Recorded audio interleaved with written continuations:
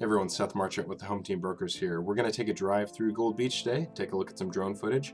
Welcome back to the channel, or if you're new to this channel, living on the Oregon coast and you'd like to know more about what it's like to live on the Oregon coast, what it's like to eat, sleep, play, work, all the pros and cons of living on the Oregon coast, make sure and hit the subscribe button and tap the bell. That way you'll be notified every time we drop a new video, which is every week. And as licensed brokers in the state of Oregon, as much as we love making these videos, we'd also like to help you move here if you're interested in moving to Oregon. You can call, text, email, or click the link below in the description if you want to schedule a Zoom with us. No matter how you get in touch with us, we've got your back when it comes to moving to the Oregon coast.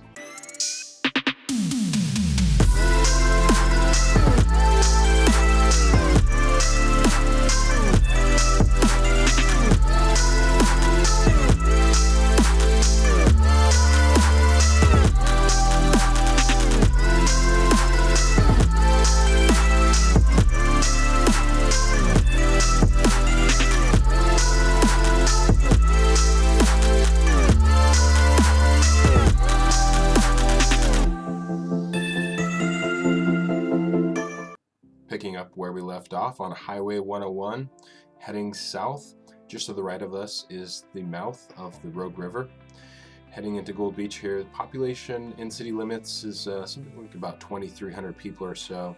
Just to the north of us is Nasika Beach. There's maybe about 100 homes there.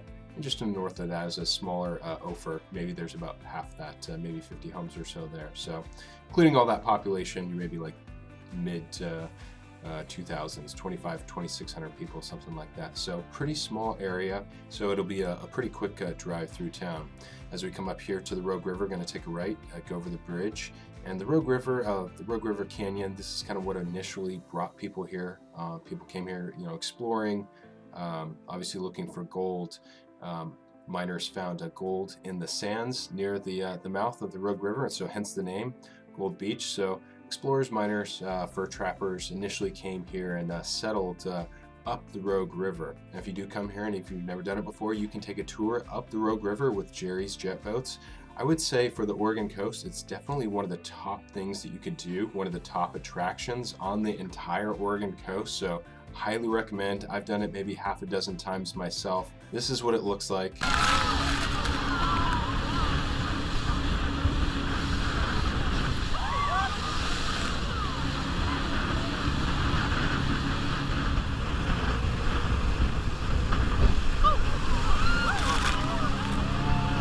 There's a ton of history they'll teach you on that tour. It's a great time, and it's really kind of one of the most scenic things that you can see on the Oregon coast. They're actually, once you cross the bridge, they're just right up here on the right. There's kind of a little strip mall shopping center on the right here that you can pull into to find Jerry's jet boats. All right, back to Gold Beach. So the town itself, like I mentioned, is relatively small. There are smaller towns on the Oregon coast, though, that probably do get more traffic. There are some towns like on the central to the northern Oregon coast, although small, especially during peak season, they still feel bustling, and you do get quite a few people coming through those areas. And if you look at a map, it makes sense, right? So if you look at Portland, a lot of people from Portland are going to Seaside and Cannon Beach. People from the Valley are going to Lincoln City. People from Corvallis going to Newport. People from Eugene going to Florence. Look at a map.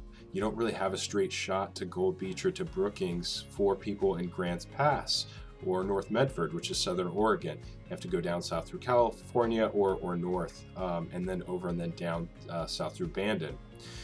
So for that reason, you don't get a ton of traffic through Gold Beach, or you don't get as much traffic as maybe some of the other areas on the Oregon coast, and the town itself kind of has a little bit more of a sleepy feel to it. So if that's kind of something you're looking for, if you're looking for not just a small town, but a town that's probably not getting as much traffic as some of the central to the northern Oregon coastal towns, that's definitely going to be Gold Beach. It's probably also a little bit overshadowed by Brookings just to the south of us, about 30 or 40 minutes to the south of us. There's maybe high 6,000, 6,700, 6,800 people in Brookings, and definitely over 7,000 people if you count Harbor and some of the, there's quite a bit of houses just outside of the city limits in Brookings though, too. So probably maybe 8,000 or 9,000 people if you count all the people in that area. So Gold Beach is definitely smaller than some of the other small towns along the Oregon coast, but definitely small for the southern Oregon coast compared to Brookings. Do you have the hospital here, the Curry County Hospital, which we just passed to the left.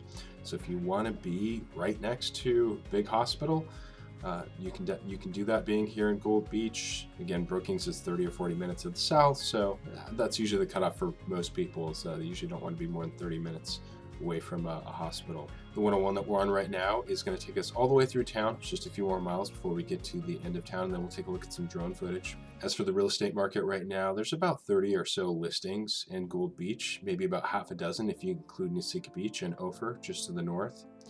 And we're headed into the slow season, so that kind of gives you an idea of what you're looking at as far as inventory. As far as properties here, you can find just about everything from manufactured to small mid-century ranches to really some of the most impressive properties along the entire Oregon coast. There's a handful of properties, particularly up north closer to Ophir, that are really probably some of the largest and most impressive properties on the entire Oregon coast. So you can find everything from starter homes, there's not a ton of new construction here.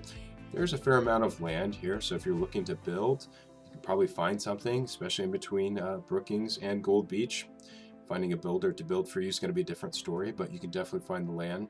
For people that are maybe considering Gold Beach, if you're looking for something that's smaller, especially sleepier and really remote, kind of the areas between Gold Beach and maybe a little bit south of that towards Brookings, all the way north, beyond Ophir, I would say to Port Orford. Port Orford's the next town you're going to find north of Ophir, and that's just south of Bandon. That kind of area is maybe going to be one of the better places for you along the Oregon coast. Now, the downside of having an area that's kind of smaller, sleepier, not getting as much traffic, you don't have kind of the tourism, the economy to support the things like the shops, the stores, the shopping, the restaurants.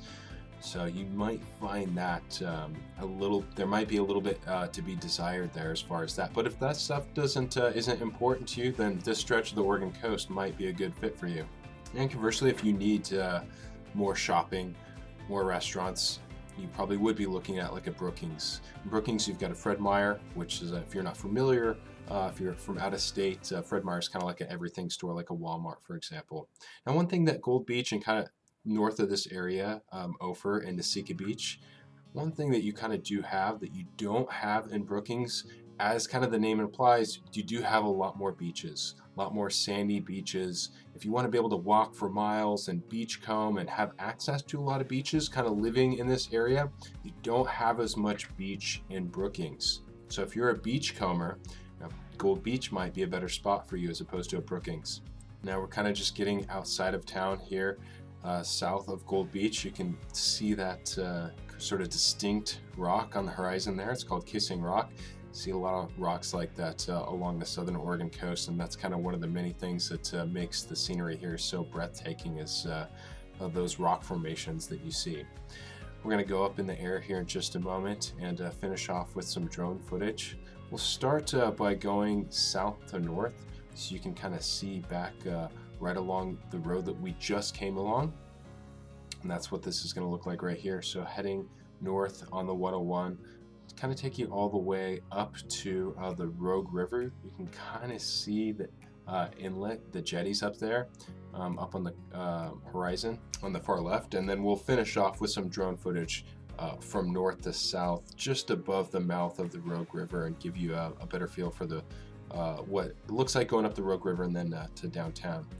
If you have questions about moving to the Oregon coast or anywhere in this area, you can call us, text us, email us, or click the link below in the description if you want to schedule a Zoom call with us. No matter how you get in touch with us, we've got your back when it comes to moving to the Oregon coast. Take care, everyone.